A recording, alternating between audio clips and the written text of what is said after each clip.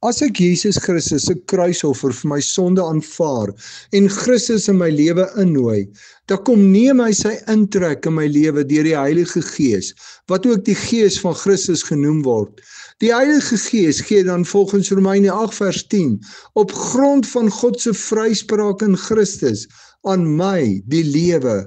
As Christus deur sy Gees in my kom bly, dan word my hele lewe deur die Heilige Gees nuut gemaak en het ek die ewige lewe, want Johannes 17 vers 3 sê dat Christus die ewige lewe is.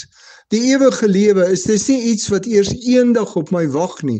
Ek kry dit nou reeds deur die werk van die Gees en Christus in my.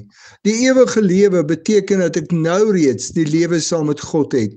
Tog sê Romeine 8 vers 10 dat ons aardse liggaam deur die sonde vir die dood bestem is. Ons moet dus ons aardse liggaam aflê om deur te gaan na die lewe by God. 1 Korintiërs 15 vers 50 sê dat vlees en bloed nie aan die koninkryk van God deel kan kry nie. Ek moet dus my aardse liggaam aflê om by God in die hemel te gaan bly. 1 Korintiërs 15 vers 53 tot 54 sê God gee vir ons in die hemel 'n nuwe liggaam, 'n hemelse liggaam. Christus in my gee vir my die ware lewe, die ewige lewe. Al moet ek my aardse liggaam aflê, gee Christus vir my die vol lewe by God in die hemel.